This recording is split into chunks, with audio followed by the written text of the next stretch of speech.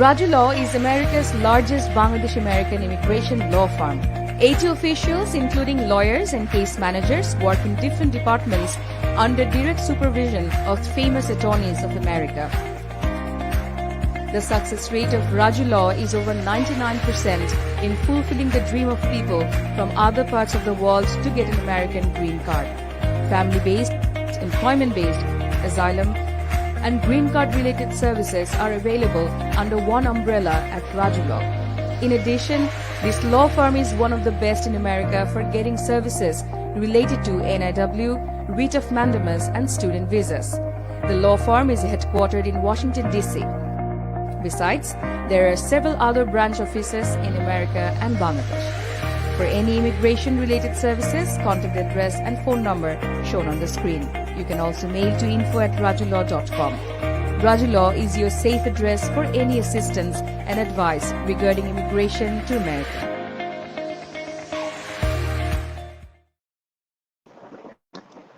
শুভ সন্ধ্যা, সবাইকে স্বাগত জানাচ্ছি আমাদের প্রতি রবিবারের সাপ্তাহিক লাইভ প্রোগ্রামে, যেখানে আপনাদের ইউএস ইমিগ্রেশন সংক্রান্ত যে কোনো প্রশ্নের উত্তর এবং যে কোনো প্রশ্ন এবং তার উত্তর নিয়ে আমাদের মাঝে হাজির হন attorney mister Raju Mahajan.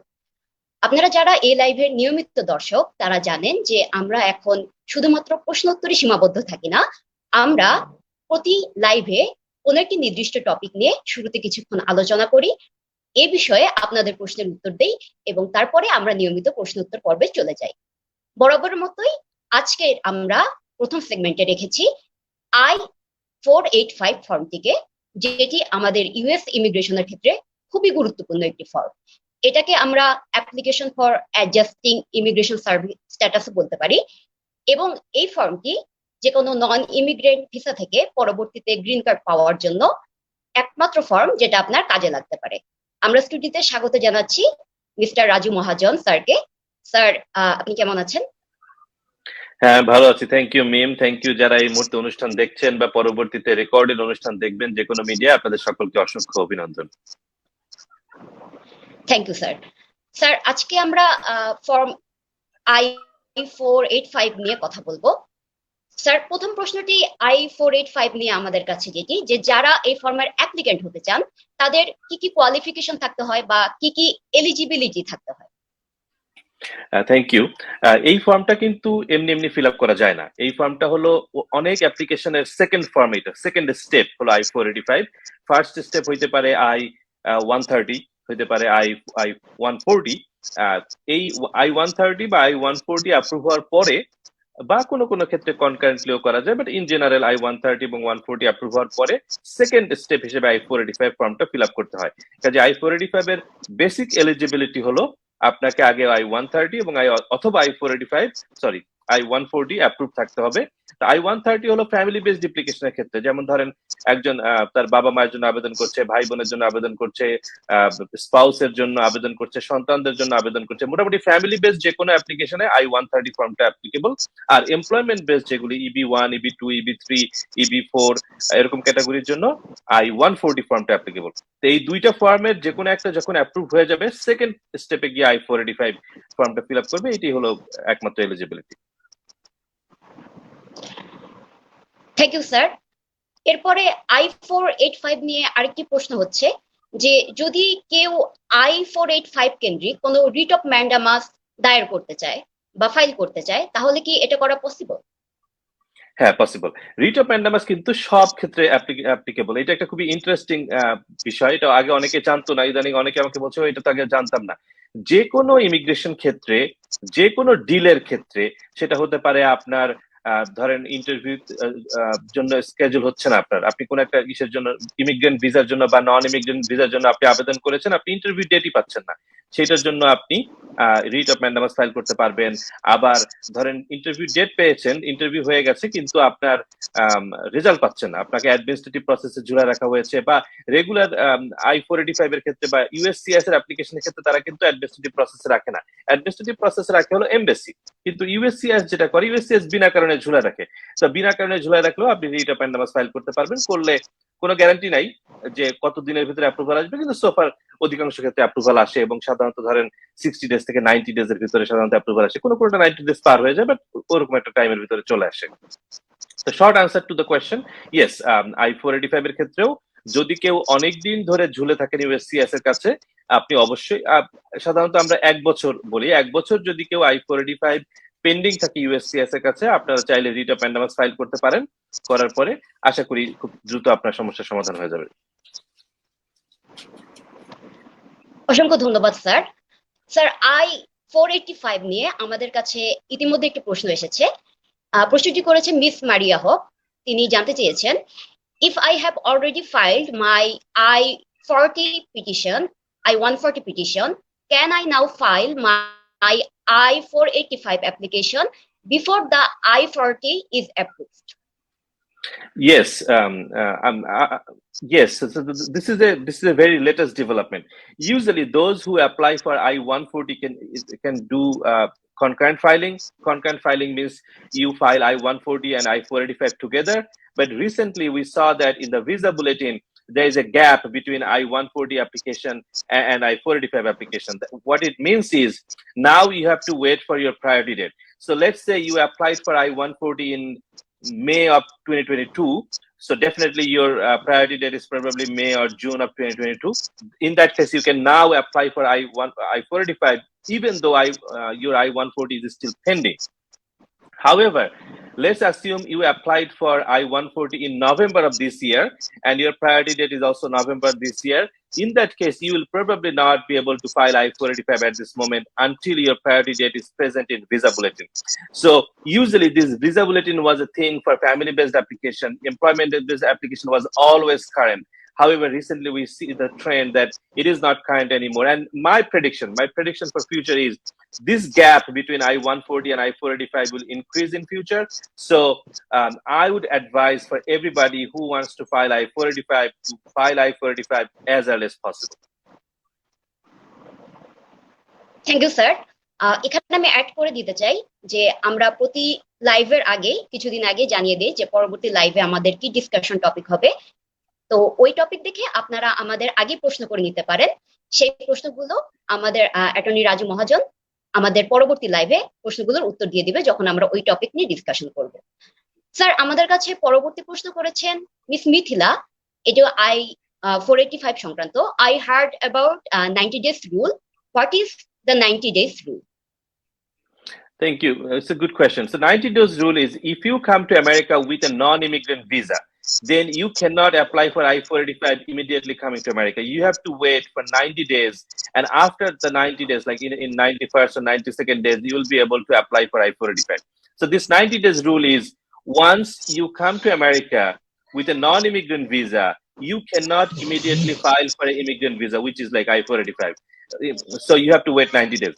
However, there are a lot of exceptional situations where you can file I-485 even like within 2-3 days of coming to America. It depends on your situation, but the broad rule, like the general rule, is 90 days. So I advise everybody to check carefully whether you have an exceptional situation where you do not need to wait 90 days.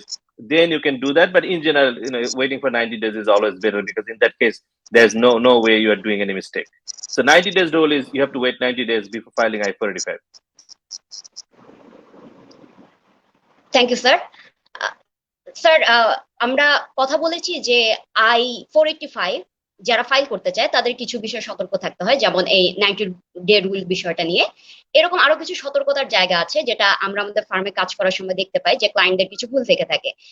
যেমন হচ্ছে কারো যদি criminal কোনো case থাকে, বা even যদি civil case থাকে, যেমন ট্রাফিক আইন ভঙ্গ করা, বা হচ্ছে গিয়ে আপনার এমপ্লয়মেন্ট অথরাইজেশন ডকুমেন্ট ইউজ করে ফেলা।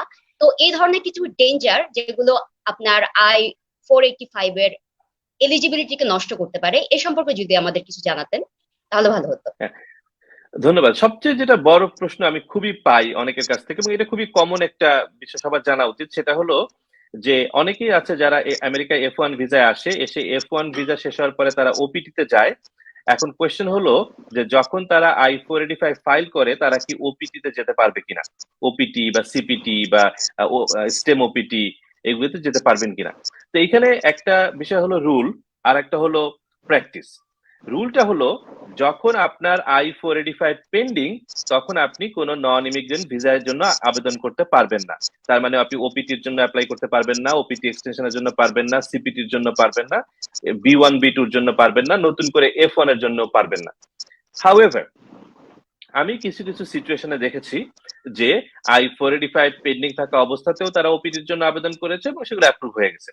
এখন এক্ষেত্রে আমার দুইটা থিওরি আছে এবং এক নম্বর প্রথম বিষয় হলো আমি জানি না যে এক্স্যাক্টলি কেন অ্যাপ্রুভ হয়েছে, কিন্তু দুইটা থিওরি আছে। একটা থিওরি হলো ইউএসসিএস ভুল করে দিয়ে দিয়েছে, কারণ ইউএসসিএস একটা বিরাট অর্গানাইজেশন, তাদের lakh lakh application, literally lakh lakh application, এত কিছু তারা ভালো করে চেক করতে পারে না। অনেক সময় তারা পজিটিভ ভুল করে, অনেক সময় তারা নেগেটিভ ভুল করে। পজিটিভ ভুল বলতে আমাদের ক্লায়েন্টের জন্য পজিটিভ হয়েছে ভুল, এমন একটা ভুল করছে যেটা আমার ক্লায়েন্টের লাভ হয়েছে, এটাকে আমি বলতেছি পজিটিভ ভুল। আর কিছু কিছু আছে নেগেটিভ ভুল, যে এমন একটা ভুল করছে ইউএসসিএস যাতে আমার ক্লায়েন্টের ক্ষতি হচ্ছে।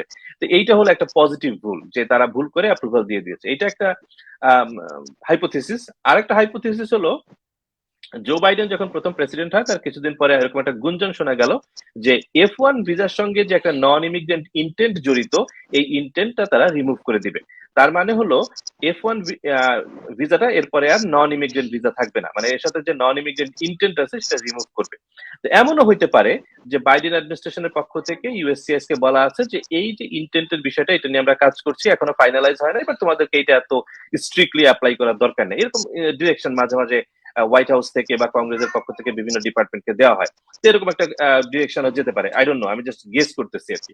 তো ঘটনা যাই ঘটুক, কিছু কিছু ক্ষেত্রে I-485 পেন্ডিং থাকা অবস্থায় ওপিটি এক্সটেনশন পেয়ে গেছে, but this is not general situation. এইটার উপরে বেসিস করে আপনারা পলিসি করতে পারবেন না, প্ল্যান করতে পারবেন না। এই জন্য যখন আমার কাছে কেউ জিজ্ঞাসা করে যে আমি কি করব, তখন আমি সাধারণত এইভাবে উত্তর দিই যে এমন যদি হয় যে আপনার আগামী 4-5 মাসের ভিতরে ওয়ার্ক অথরাইজেশন লাগবেই এবং আপনি আগামী 3-4 মাসের ভিতরে ওপিটি অ্যাপ্লাই করতে পারবেন, তাহলে আগে আপনি ওপিটি অ্যাপ্লাই করেন। ওপিটি অ্যাপ্লাই করে দেওয়ার পর যদি আপনি I-485 অ্যাপ্লাই করে দেন তাহলে কোথাও কোনো সমস্যা নেই, এটা একেবারে সেফ সিচুয়েশন। হাউএভার এমন যদি হয় যে না, আপনি আসলে ওপিটি আগামী 1 বছর আগে অ্যাপ্লাই করতে পারবেন না, ইন দ্য মিন টাইম আপনার I-140 অ্যাপ্রুভ হয়ে গেছে, তখন আমি বলি যে আপনি তাহলে I-485 করে দেন। কারণ I-485 এর আন্ডারে ইএডি কার্ড সাধারণত আগে 4-5 মাসের ভিতরে আসতো, ইদানিং একটু দেরি হচ্ছে, 7-8 মাস লাগে, বাট ওপিটি অ্যাপ্লাই করার আগেই ইএডি কার্ড চলে আসবে। আবার অনেক লয়ার আছে তারা এটাকে ডিসকারেজ করে I-485 এর আন্ডারের ইএডি কার্ডটা ইউজ করতে। আমার পার্সোনাল ওপিনিয়ন হলো এই বিষয়ে খুব একটা সমস্যা নাই, কিন্তু অন্যরা যেহেতু ডিসকারেজ করে আমি বলি ঠিক আছে, সেফ সাইডে থাকার জন্য আপনি ইউজ না করাই ভালো।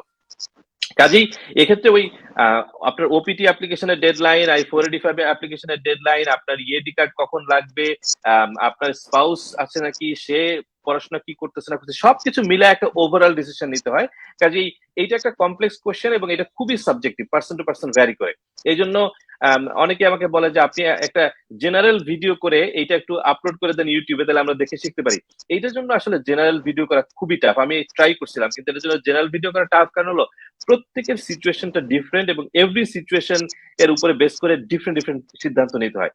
তো এমনি ব্রড রুল হলো যে আপনার যখন I-485 পেন্ডিং তখন আপনি কোনো নন ইমিগ্রেন্ট ভিসায় যেতে পারবেন না, এমনকি আপনি ইন্টারন্যাশনাল ট্রাভেলও করতে পারবেন না। যে কারণে কিন্তু আমরা I-485 সাবমিট করার সাথে সাথে একটা I-131 ও সাবমিট করে দিই, একটা অ্যাডভান্স প্যারোল অ্যাপ্লিকেশন। ওই অ্যাডভান্স প্যারোল ছাড়া কিন্তু I-485 থাকা অবস্থায় যদি আপনি ইন্টারন্যাশনাল ট্রাভেল করেন তাহলে আপনার অ্যাডজাস্টমেন্ট অফ স্ট্যাটাস যে অ্যাপ্লিকেশনটা I-485 সেটাকে আপনি অ্যাবান্ডন করছেন বলে গণ্য করা হবে। এইটাও কিন্তু খুবই ট্রিকি একটা পার্ট। অনেকেই মনে করে যে ও আচ্ছা, আমি তো যেহেতু I-131 অ্যাপ্লাই করে দিচ্ছি আমি এখন ট্রাভেল করতে পারবো না, আপনাকে I-131 অ্যাপ্রুভাল নিয়ে তারপরে যেতে হবে। I-131 এর অ্যাপ্রুভাল আসার পরে আপনি ট্রাভেল করতে পারবেন, তার আগে পারবেন না। আরেকটা কথা এখানে বলে রাখি, এটা অনেকে জানে না, সেটা হলো ইউএসসিএস এর কিন্তু একটা এমার্জেন্সি ট্রাভেল অ্যাপ্লিকেশন আছে। Emergency travel application and advance parole is different, দুইটা কিন্তু টোটালি ডিফারেন্ট জিনিস। এমার্জেন্সি ট্রাভেল ডকুমেন্টটা আপনি আপনার যে কোনো লোকাল ইউএসসিআইএস এর কাছ থেকে পেতে পারেন। লোকাল বলতে আপনি আমেরিকার যেখানেই থাকেন দেখবেন 10-15 মাইলের ভিতরে ইউএসসিআইএস এর একটা ফিল্ড অফিস আছে, একটা অফিস আছে, সেখান থেকে আপনি নিতে পারবেন। এবং সেটার জন্য আপনাকে একটা এমার্জেন্সি কারণ দেখাতে হবে, যে ধরেন আপনার বাবা মা খুব অসুস্থ বা খুব নিকটাত্মীয় খুব অসুস্থ বা খুব ইমার্জেন্সি সিচুয়েশন, এটা দেখাইলে আপনি 7 থেকে 10 দিনের ভিতরে একটা ইমার্জেন্সি ট্রাভেল ডকুমেন্ট পাবেন, সেটা দিয়ে আপনি যেতে পারবেন। যখন আপনার I-131 এখন অ্যাপ্রুভ আসে না, তখন এটা করতে পারবেন, কিন্তু এটার জন্য একটা এমার্জেন্সি কারণ দেখাইতে হবে। তো এই বিষয়গুলি I-485 এর সাথে কিন্তু অনেক কিছু জড়িত, যে কারণে আমি অনেকেই মনে করে যে I-485 খুব ইজি টু ফাইল ফর্ম, আমি এটা নিজে নিজে করে ফেলবো, হুইচ ইজ ফাইন। মানে কেউ যদি নিজে নিজে ফাইল করতে পারেন এটা খুব ভালো, কিন্তু I-485 এর সাথে 131 জড়িত, 765 জড়িত, এবং যেটা মিম একটু আগে বললো যে আপনার যদি কোনো ক্রিমিনাল রেকর্ড থাকে, সেই ক্রিমিনাল রেকর্ড অবশ্যই অবশ্যই আপনারা উল্লেখ করবেন। অনেকে বলেন যে না, এটা তো খুবই মাইনর, এটা নিয়ে কোনো সমস্যা নাই, আমি এটা দিতে চাই না। ফাইন, আপনি যদি দিতে না চান দিবেন না, ইন্টারভিউতে যদি এটা নিয়ে জিজ্ঞাসা না করে উত্তর দেওয়ার দরকার নেই। কিন্তু ভবিষ্যতে যদি কখনো খুঁজে পায় USCIS যে আপনার এরকম একটা ক্রিমিনাল রেকর্ড ছিল কিন্তু আপনি I-485 ফর্মে সেটা উল্লেখ করেন নাই, এটা কিন্তু ভবিষ্যতে আপনাকে ব্যাকফায়ার করতে পারে। একইভাবে ধরেন আপনার কোনো সাইটেশন, ট্রাফিক সাইটেশন, এটা উল্লেখ করতে হবে। মোটামুটি আমি আমার ক্লায়েন্ট থেকে অলওয়েজ সাজেস্ট করি, it's always good to be safe then sorry. সবকিছু আপফ্রন্টে বলে দেওয়া ভালো, হাইড করার চেয়ে। আরেকটা খুবই গুরুত্বপূর্ণ ইনফরমেশন, আপনারা অনেকেই জানেন যে আমেরিকায় বিভিন্ন রেকর্ড হাইড করার ব্যাপার আছে। যে ধরেন আপনি একটা কোনো অন্যায় করছিলেন, সেটাকে এক্সপাঞ্জ করে দেওয়া হয়। এক্সপাঞ্জ করে দেওয়া মানে হলো যে এটাকে পাবলিক সার্চে আর খুঁজে পাওয়া যাবে না। তো এই এক্সপাঞ্জ যে ইনসিডেন্ট গুলি, এগুলি মূলত আপনার বাসা ভাড়া নেওয়ার ক্ষেত্রে, আপনার চাকরির ক্ষেত্রে, আপনার গাড়ির লোন নেওয়ার ক্ষেত্রে এগুলি হিডেন থাকে। এগুলি তারা ওই যে কর্তৃপক্ষ তারা এটা দেখতে পারবে না, কিন্তু USCIS কিন্তু এটা অলওয়েজ দেখতে পারবে। USCIS এর আপনার ফুল প্রোফাইলের উপরে অ্যাক্সেস আছে। কাজেই জাস্ট বিকজ এটা এক্সপান্স করা হয়ে গেছে বা এটা পাবলিক ডোমেইন থেকে সরায় ফেলা হয়েছে, তার মানে আপনি এই ইনফরমেশন USCIS কে দিবেন না, এই ভুল করবেন না। আপনি অবশ্যই আপনার ফুল ডিসক্লোজার USCIS এর কাছে দিবেন, যাতে ভবিষ্যতে তারা ক্লেম করতে না পারে যে আপনি ভাইটাল ইনফরমেশন হাইড করছেন। এটা কিন্তু বড় ক্রাইম, ভাইটাল ইনফরমেশন হাইড করা রেগুলার ইসের চেয়ে, মানে দিয়ে দেওয়ার চেয়ে এটা বড় অন্যায়। কাজে আমি সাজেস্ট করে দিয়ে দেওয়া ভালো। এইটাই ছিল 485 নিয়ে ওভারঅল ডিসকাশন। 485 একটা বিশাল সমুদ্র, এটা নিয়ে আসলে কোথা থেকে শুরু করবো আর কোথায় শেষ করবো এটা বোঝা মুশকিল। আমরা একটা ওভারঅল আলোচনা করলাম, কারো কোনো কোশ্চেন থাকলে আনসার দেওয়া যাবে। অসংখ্য ধন্যবাদ স্যার। আমরা 485 নিয়ে আপনাদের প্রশ্নের উত্তর দেওয়ার সুযোগ এখনো চলে যায়নি। আপনারা যে কোনো প্রশ্ন আমাদেরকে এই মুহূর্তেই লাইভে কমেন্ট করে জিজ্ঞেস করতে পারেন, স্যার আমাদেরকে আপনাদের প্রশ্নের উত্তর জানিয়ে দিবেন। স্যার, আমরা আজকে যেরকম 485 নিয়ে কথা বললাম, আমরা গত লাইভে কথা বলেছি EB1 ভিসা নিয়ে। তো আমাদের কাছে EB1 ভিসা নিয়ে ইনবক্সে একটি প্রশ্ন এসেছে, সেটা আমি জিজ্ঞেস করছি। মিস্টার জাহিদুল ইসলাম আমাদের জিজ্ঞেস করেছেন, hello sir, hope you are doing well. I just want to know, some of my photography has been published in newspapers and my photography has been exhibited in 5 exhibitions. I have all the certificates. Can I apply for EB1 category? I will ask you, did you receive any award, like any national or international award? So award is, yes, like there's 10 criteria, and if you meet only 3, you can apply for EB1, but award is one of the top ones. So if you did not receive any award, an award must be a competitive award. It's not like an honorary award. It must be a competition, and in the competition you win the award. So if you did not win any award, I would ask you to wait, try to get an award, and then apply. It's great that your photography has been published in newspaper, you had exhibitions, all these are great things, but award is one of the top. So I would advise you to wait until you receive an award. Thank you, sir. আমরা আমাদের পরবর্তী কোয়েশ্চেনে চলে যাচ্ছি। আগে জানিয়ে দিই, already আমরা আমাদের সেকেন্ড সেগমেন্টে চলে এসেছি। দুটো সেগমেন্ট আসলে ওভারল্যাপ করেছে আজকে। আমাদের পরবর্তী প্রশ্ন করেছেন মিস্টার আতিয়ার রহমান। আসসালামু আলাইকুম, আমি মোহাম্মদ আতিয়ার রহমান আতিক, বর্তমানে পরিবার নিয়ে জাপানে বসবাস করছি। আমার এক বন্ধুর কাছ থেকে আপনার লিঙ্কটি পেয়েছি। আমি ইউএস এর গ্রিন কার্ডের ব্যাপারে জানতে আগ্রহী। আমি ঢাকা বিশ্ববিদ্যালয় থেকে নৃবিজ্ঞান বিভাগে অনার্স এবং মাস্টার্স করেছি। ইউকে এর গ্রিনডোর ইউনিভার্সিটি থেকে MBA করেছি। জাপানে শিনসু ইউনিভার্সিটিতে পিএইচডি করছি, শেষ হয়নি, আশা করছি এপ্রিলে শেষ হবে। আমার পিএইচডি স্পেশালিটি বাংলাদেশের ক্যানাবিস হিস্ট্রি এবং প্রোডাকশন সিস্টেম। আমার একটি আর্টিকেল পাবলিশিত হয়েছে, উনি আর্টিকেলের লিঙ্কটিও আমাদের দিয়ে দিয়েছেন। আর দুটি প্রকাশিত হওয়ার অপেক্ষায় রয়েছে। আমার বয়স 42, প্রফেশনাল অভিজ্ঞতা তেমন নেই। আমি কি EB2 ভিসার জন্য অ্যাপ্লাই করতে পারবো? আপনার পরামর্শ এবং সহযোগিতা কামনা করছি।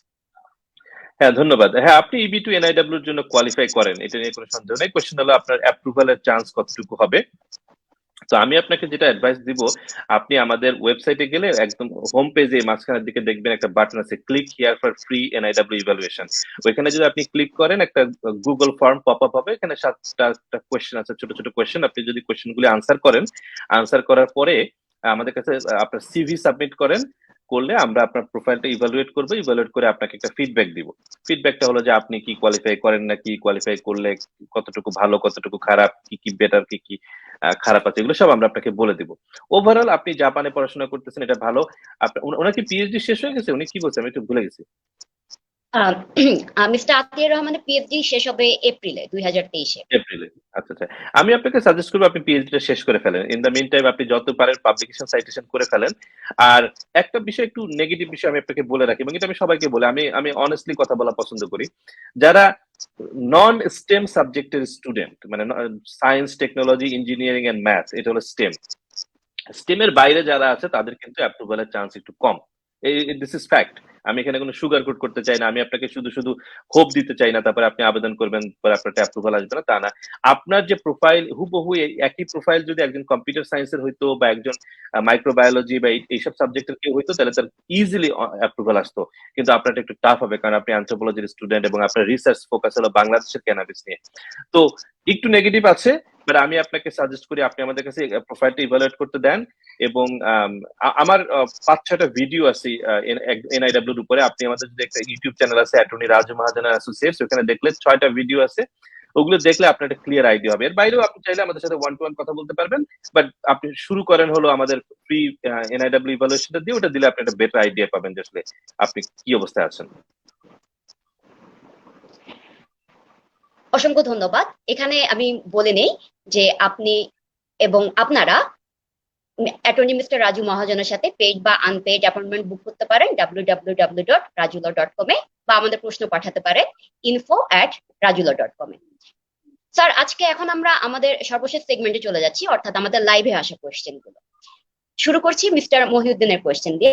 তিনি আমাদের প্রশ্ন করেছেন, ইউএস কি বিভিন্ন দেশের বিবাহের বিষয় সংক্রান্ত আইনগুলো বিবেচনায় আনে? এটা আসলে একটা ব্রড কোয়েশ্চেন, এটা দেখতে হবে যে আসলে সিচুয়েশনটা কি। কোন কোন ক্ষেত্রে বিবেচনায় নেয়, কোন কোন ক্ষেত্রে নেয় না। যেমন ধরেন একটা এক্সাম্পল দিচ্ছি, ধরেন আপনি বাংলাদেশের নাগরিক, আপনি বাংলাদেশে বিয়ে করেছেন বাংলাদেশের আইনে, বাংলাদেশের কাগজপত্র অনুযায়ী, এবং আপনি আমেরিকান সিটিজেন। আপনি ওই বিয়ের কাগজপত্র দিয়ে আপনি আপনার ওয়াইফকে আমেরিকায় নিয়ে আসতে পারবেন। এখানে আপনাকে আমেরিকা এসে নতুন করে বিয়ে করার কোনো দরকার নেই। সেক্ষেত্রে ইউএসসিএস আপনার এই ডকুমেন্টটাকে গ্রহণ করছে। আবার কোন কোন সিচুয়েশন আছে যেখানে করছে না। যেমন ধরেন একটা এক্সাম্পল দিই, যে হাজবেন্ড ওয়াইফ দুইজনই পার্মানেন্ট রেসিডেন্ট, দুইজনই আমেরিকায় থাকে, তারা বাংলাদেশে গেছে, বাংলাদেশে গিয়ে তারা ডিভোর্স হয়ে গেছে। ডিভোর্স হওয়ার পরে তারা আবার আলাদা আলাদা ভাবে আমেরিকায় চলে আসছে, দুজনে যেহেতু পার্মানেন্ট রেসিডেন্ট চলে আসছে। এখন হাজবেন্ড যদি ক্লেম করে যে আমি আমার ওয়াইফকে অ্যালিমনি এবং চাইল্ড সাপোর্ট, যেগুলি আমেরিকান ফ্যামিলি লয়ের পার্ট, সেগুলি আমি দিব না, কারণ আমাদের ডিভোর্স হয়েছে বাংলাদেশের আইন অনুযায়ী হবে। সেক্ষেত্রে এটা অবশ্যই ইউএসসিএস এর কাজ না, এটা হলো এখানকার ফ্যামিলি লয়ের কাজ। তো সেক্ষেত্রে বাংলাদেশ সরকারের এই ডিভোর্সটা, বাংলাদেশের এই ডিভোর্সটা তারা অ্যাকসেপ্ট করবে না। এটা আসলে সিচুয়েশন টু সিচুয়েশন ডিপেন্ড করে। আপনি কোন সিচুয়েশনে বিষয় জানতে চাচ্ছেন, সেটা জানলে আমার জন্য আরো আনসার দেওয়া সহজ হইতো। আন্ডারস্ট্যান্ডেবল। স্যার, আমাদের কাছে পরের প্রশ্নটি আবারও মিস্টার মহিউদ্দিন করেছেন। আমার স্পাউসের মায়ের নাম তার নিজের পাসপোর্টের সাথে আর তার মায়ের নিজের পাসপোর্টের সাথে নামের মিল নেই, একটা অক্ষরের অমিল রয়েছে, এটা কিভাবে ডিল করা উচিত? এটা এফিডেভিট দিয়ে ডিল করা যায়। নামের সমস্যা বাংলাদেশে খুব, শুধু বাংলাদেশ না, পৃথিবীর অনেক দেশে এটা খুবই কমন সমস্যা, এবং এটা ওইখানকার লোকাল এমবাসি খুব ভালো করে জানে। এটা নিয়ে অত দুশ্চিন্তা করার কিছু নাই। এটা একটা এফিডেভিট দিয়ে, যে ধরেন যে ভদ্রমহিলা, ওনার নামের স্পেলিং এক এক জায়গায় এক এক রকম, উনি একটা এফিডেভিট দিবে, আমি অমুক, আমার জন্ম অমুক সময় অমুক জায়গায়, প্রথমে একটু পরিচয় দিয়ে যে আমার নামের স্পেলিং এক এক জায়গায় এক এক রকম হয়ে গেছে, পাসপোর্টে এরকম, অমুক জায়গায় এরকম এরকম। এবং এইটা আসলে বাংলাদেশের খুবই সিস্টেমেটিক প্রবলেম, আমি এটার জন্য দুঃখিত, কিন্তু আমার কিছু করার ছিল না। কিন্তু এইটা হলো আমার অ্যাকচুয়াল স্পেলিং, তাই বলে সে একটা অ্যাকচুয়াল স্পেলিংটা বলে দিবে, এবং এই ডকুমেন্টটা বাংলাদেশের 100 টাকার স্ট্যাম্পের উপরে যে কোনো একজন নোটারি পাবলিকের সামনে উনি সিগনেচার দিয়ে আপনাদের অ্যাপ্লিকেশনের সাথে দিয়ে দিলে এটা হয়ে যাবে। এই এফিডেভিট দিয়ে এই সমস্যার সমাধান করা যায়। আর সাথে একটা সেন্টেন্স আপনারা অ্যাড করতে পারেন যে যদি কোনো কারণে ইউএসসিআইএস বা এমবেসি তারা যদি এই এফিডেভিটটা গ্রহণ করতে না চায়, তারা চাইলে তারা যদি চায় আপনারা ডিএনএ টেস্ট করে ডিএনএ টেস্টের রিপোর্ট দিয়ে সম্পর্কটা এস্টাবলিশ করতে পারবেন। সাধারণত ইউএসসিএস বা এমবেসি নামের একটা দুটো ওয়ার্ডের জন্য চায় না, ডিএনএ টেস্ট চায় না, আরো মেজর সমস্যা হলে চায়। আশা করি শুধুমাত্র এফিডেভিট দিয়ে সমস্যার সমাধান হবে, বা তারপরে যদি প্রয়োজন হয় ডিএনএ টেস্ট দেওয়া লাগতে পারে। Thank you sir. আমাদের কাছে পরবর্তী প্রশ্ন এসেছে মোহাম্মদ তানজিউল ইসলামের কাছ থেকে। আসসালামু আলাইকুম স্যার, আমি চায়না থেকে গ্রাজুয়েশন কমপ্লিট করেছি। আমি ইউএসএ তে জব করার জন্য কিভাবে সার্টিফিকেট ইভালুয়েট করব? কাইন্ডলি একটু প্রসিডিওরটা বলবেন। সার্টিফিকেট ইভালুয়েট করার জন্য অনেকগুলি অর্গানাইজেশন আছে, প্রায় 8টা-10টা অর্গানাইজেশন আছে। আমার এই মুহূর্তে নাম মনে নাই, নাম মনে আছে শুধু একটার, এটার নাম হলো WES, ওয়ার্ল্ড এডুকেশন সার্ভিস। কিন্তু মানে শুধু এইটাই যে ইভালুয়েট করে তা না, এরকম আরো অসংখ্য কোম্পানি আছে, এবং এদের কারোর সাথে আমার ব্যক্তিগত কোনো সম্পর্ক নেই। কাজেই WES এর নামটা হঠাৎ করে মাথায় আসলো তাই বললাম আর কি। তো আপনি WES এর মাধ্যমে করতে পারেন, অন্য যে কারোর মাধ্যমে করতে পারেন। সম্ভবত $200 চার্জ করলে আপনারা ইভালুয়েট করবেন। এবং প্রসেসটা অনেকটা এরকম যে আপনি প্রথমে তাদের ওখানে একটা অ্যাকাউন্ট খুলবেন, টাকা পে করবেন, তারপরে আপনার যে ক্রেডেনশিয়ালস আছে, আপনার ট্রান্সক্রিপ্ট, আপনার সার্টিফিকেট, এগুলি তাদেরকে পাঠাবেন। পাঠাইলে তারা আপনার যে ইউনিভার্সিটি যেখান থেকে আপনি ডিগ্রি পেয়েছেন, ট্রান্সক্রিপ্ট পেয়েছেন, তাদের সাথে কমিউনিকেট করে ডাবল চেক করবে যে সব ঠিক আছে কিনা। যখন দেখবে সব ঠিক আছে, তখন তারা ইভ্যালুয়েট করে আপনাকে একটা ইভ্যালুয়েশন রিপোর্ট দিবে, এবং আপনি যদি অন্য কোনো প্রতিষ্ঠানকে পাঠাইতে চান তাদেরকে তারা পাঠিয়ে দেবে। এইটাই হলো প্রসেস, এইটাই আপনাকে ফলো করতে হবে। ধন্যবাদ, আশা করি প্রশ্নকর্তার উত্তরটি কাজে লেগেছে। এরপরে প্রশ্নটি এসেছে মিস্টার সাজিব সরকারের কাছ থেকে। স্যার, আমি রিসেন্টলি 6 মাসের সিপিটি নিয়ে ইন্টার্নশিপ কমপ্লিট করেছি। সিপিটি অ্যাপ্রুভাল সহ আমাকে আমার স্কুল থেকে যেই I-20 দিয়েছিল সেটা এখনো ভ্যালিড, এবং I-20 তে স্কুল অফিসিয়ালের সিগনেচারও আছে। এই অবস্থায় বাংলাদেশে যাওয়া এবং আমেরিকায় ফিরে আসা সম্পূর্ণ নিরাপদ কিনা? হ্যাঁ হ্যাঁ, এটা নিরাপদ। আপনার যদি এখন বিপদ আপদ কিন্তু সবসময় হইতে পারে, বুঝছেন? মানে এটা একটা, ধরেন আমি আপনাকে বলে দিলাম 100% সেফ, আপনি বাংলাদেশে গেলেন, ফেরার পথে আপনাকে কোনো একটা ঝামেলা হইলো, তখন আমাকে দোষ দিবেন না। বিপদ আপদ সব জায়গায় আসতে পারে, বাট যেহেতু আপনি ভ্যালিড I-20 নিয়ে আপনি ইন্টার্নশিপে গেছেন, সিপিটি নিয়ে আপনার ডিএসও যে ডেজিগনেটেড স্কুল অফিসিয়াল তার সিগনেচার আছে, কাজে আপনি বাংলাদেশে যেতে পারেন এবং চলে আসতে পারেন, কোথাও কোনো সমস্যা নেই। থ্যাংক ইউ স্যার, আশা করি উত্তরটি কাজে লেগেছে। মিস্টার আশরাফুল ইসলাম আমাদেরকে পরবর্তী প্রশ্নটি করেছেন। Should the client let the embassy know about the writ of mandamus via email, like attaching the summon copy in the email? Any advice, please? Yes, you can do that. There is no problem communicating with embassy. However, my understanding is that US embassy will not accept this information or document at all, because in any kind of judicial process, writ of mandamus is a judicial process. In any kind of judicial process, any defendant will not communicate with plaintiff by themselves. There is a judicial process. They have their own attorney. So they will always and only accept information and document through their attorney. And this is a very basic judicial process. A lot of time, my clients ask me, can you please send a copy to embassy? Yes, I can do that. There is no problem. But they will not open it. They will not accept it as a information or document, because I am their opponent. In a judicial process, opponents cannot communicate with each other without presence of their attorneys. So the short answer to your question, yes, you can send a email to them, you can tell them, if you have any other media to communicate, you can do anything, but they will not consider it. Thank you sir. আমাদের লাইভের প্রায় শেষ পর্যায়ে আমরা চলে এসেছি। আমাদের কাছে আমাদের সর্বশেষ প্রশ্নটি এসেছেন মাহমুদুল হাসানের কাছ থেকে। Mister Mahajan, district of Colombia কোর্টে নিবন্ধিত F1 কেসগুলোর ক্ষেত্রে ডিফেন্ডেন্ট আইনজীবীদের জবাব দিতে বিলম্ব হলে ডিউ ডেট এক্সটেনশনের হার কেমন? আমার F1 কেসের ডিউ ডেট 18 ডিসেম্বর, এরপরে জবাব পেতে বিলম্বিত হলে জানুয়ারির 10 তারিখ স্প্রিং সেমিস্টার শুরু করা অসম্ভব প্রায়। দয়া করে জানাবেন ডেট এক্সটেনশনের সম্ভাবনা কেমন? এক্ষেত্রে আপনার ল ফার্ম থেকে কেমন সাহায্য পাবো সঠিক সময়ে কেস আপডেট পেতে? সঠিক সময় আপনি যে কোনো সময় কেস আপডেট পাবেন। আপনি যে কোনো সময় আমাদেরকে ইমেল করতে পারেন, আমরা ইমেল করলে 24 ঘন্টার ভিতরে আপনাকে রিপ্লাই দিই। কিন্তু সমস্যাটা হলো অধিকাংশ সময় কেসের কোনো লেটেস্ট আপডেট থাকে না, বুঝছেন? এমন না যে প্রত্যেকদিন নতুন নতুন আপডেট আসে। আপনি যেমন দেখলেন আপনার ডিউ ডেট হলো ডিসেম্বরের 18 তারিখ। এখন যে কারণে একটা পুরনো কথা, এগুলো আগে অনেক বলতাম, ইদানিং আর বলি না।